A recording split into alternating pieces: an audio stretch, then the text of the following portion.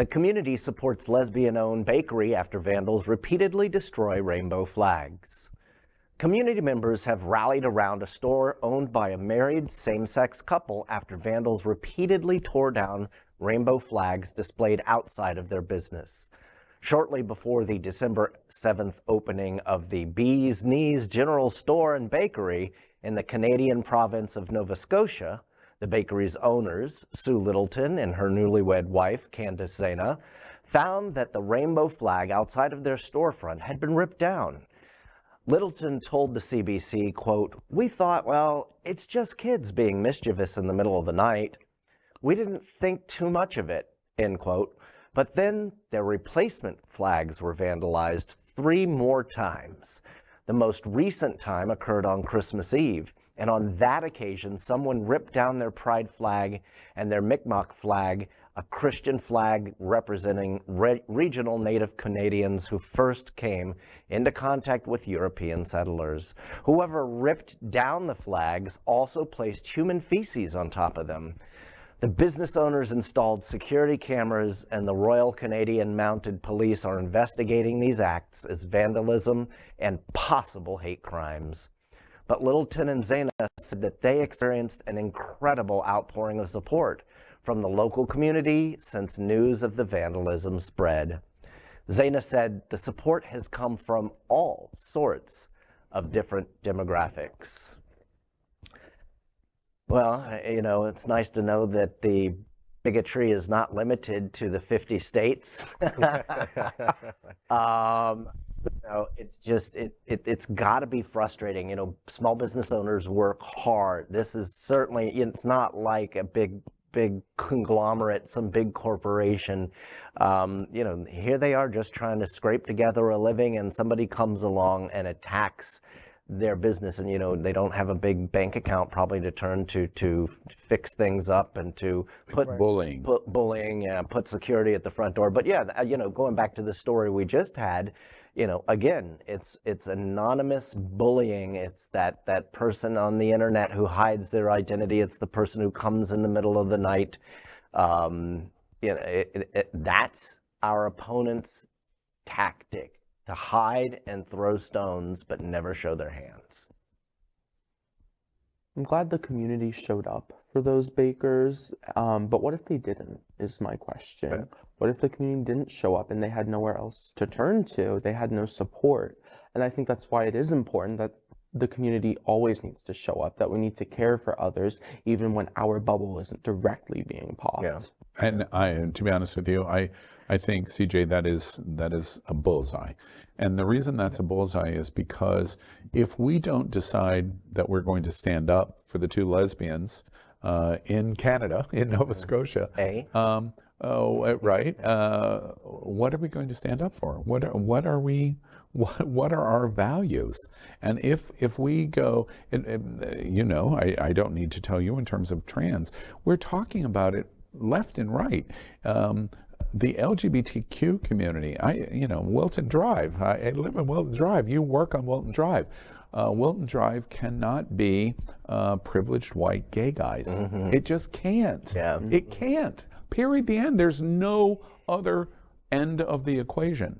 The only thing can be is that we're a community that stands up for community, which means we're going to stand up for the lesbians, and we're going to stand up for the trans kids, and we're going to stand up for women in our community, and we're going to stand up for people of color, and that's, you just hit the bullseye. Thank goodness the community stood up. I think the beautiful thing is, like they said, it was from all demographics. So it wasn't just the gay community. There's only so much that we can do. If we don't have allies outside of our community who are willing to reach in and support us, we can only get so far. Right. And to me, that's the beautiful thing. Yes, the gay community stood up and supported them, wonderful, but that people from different communities outside of their own stood up there and also supported them, to me, that speaks volumes. And we need to remember to do the same when some of our brethren are attacked in the future. I want to see the LGBT organizations front and center at immigration press conferences when people are denouncing the way that immigrants are treated in this country. Too often we still stay in our little bubble, and the LGBT stand up at the LGBT press conference, but nowhere else. We need to change that. Yeah. injustice anywhere is a threat to justice everywhere. Yeah. So I think we have to always remember that famous quote from Martin Luther King.